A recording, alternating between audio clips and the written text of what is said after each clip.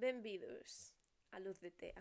Hoxe é unha tarde moi bonita para facer un story time de cando era estudante de Historia da Arte. Quedadevos.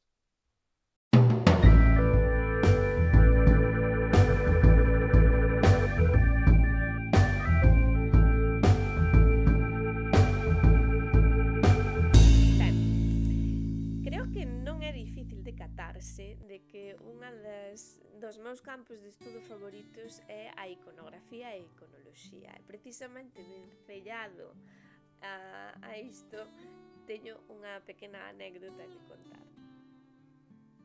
Por qué? Porque o que me dixeron aquel día eu non sabía que se me iba a repetir ao longo da vida despois. Nada.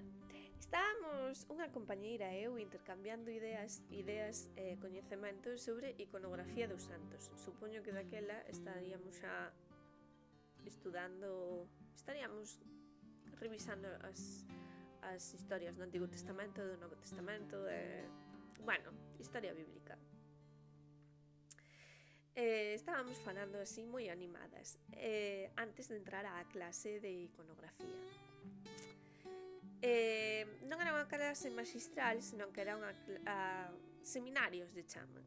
Supónse que o profesor propón un tema e despois ten que propiciar que haxa un debate entre os alumnos. Ao final, iso nunca funcionou e sempre acabaron sendo como clases magistrais un pouco raras. Nada, un desastre.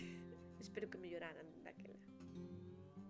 A todo isto, iconografía e iconoloxía, que para min é fundamental na historia da arte, resulta que é unha asignatura cuatrimestral, é dicir, escasamente 4 meses en 5 anos de carreira. Consideran que chega, eu considero que, non sei, falámoslo outro día. O caso é que estaba eu con esta compañeira falando acaloradamente sobre iconografías de santos e chegasenos un rapaz que tiña algunha dúbida, porque recordo que tiña algunha dúbida e veunos preguntar algo e resolvimos a dúbida, pero de regalo, aparte do gracias, dícenos: perdonade, pero vos ides todas as semanas á misa, verdade? Eu quedeime así mirando e en plan ti és parvo, pois non cho poido dicir. Pero el creo que me leu a mente, colleu e foise. Por que vos conto isto e por que é algo que non esquecín nunca? Por que? Pois precisamente porque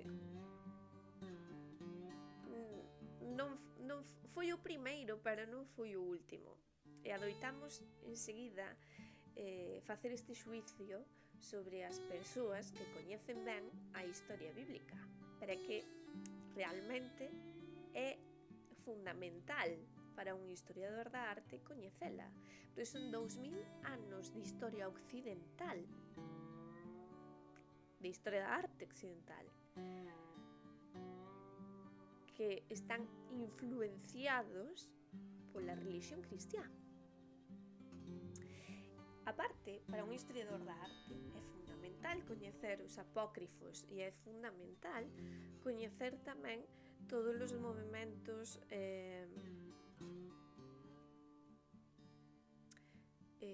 cristiáns antigos e modernos.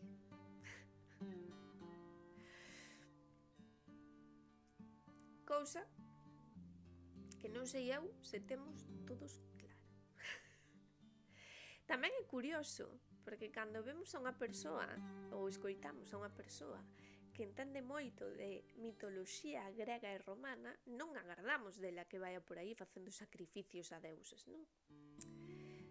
Por que? Pois evidentemente porque a religión grega e romana xa non existe. Non existe como na práctica, non se practica. Entonces soanos a que é algo lonxano, e soanos a que son contos.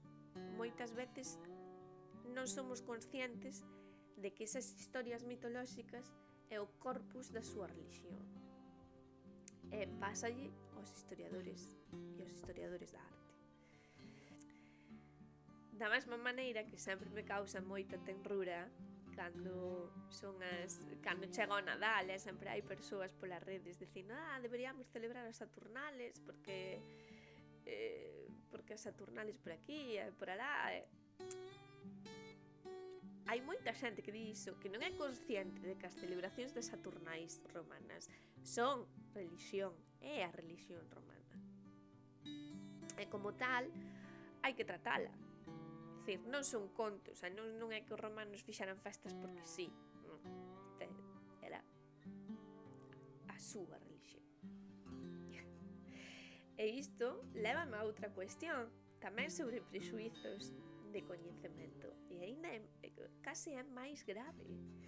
Tampouco se estuda, ou eu non estudei, o zodíaco.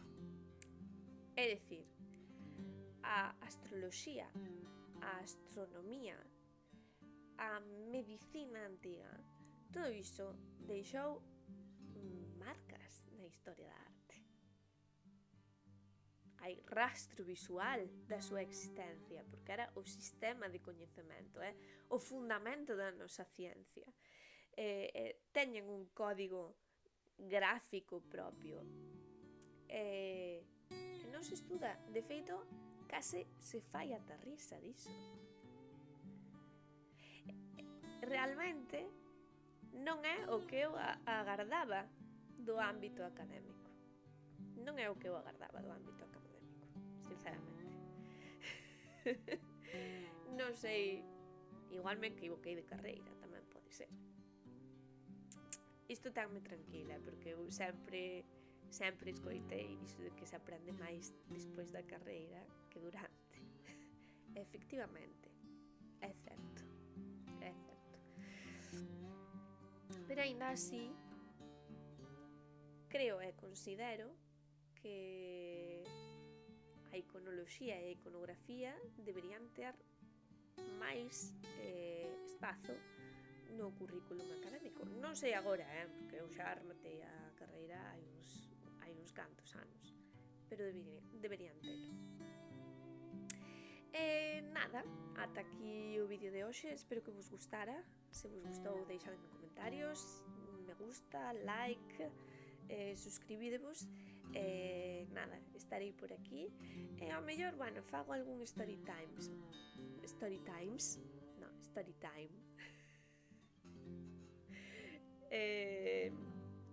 así estos domingos así relaxados, que vos parece? Ata a próxima.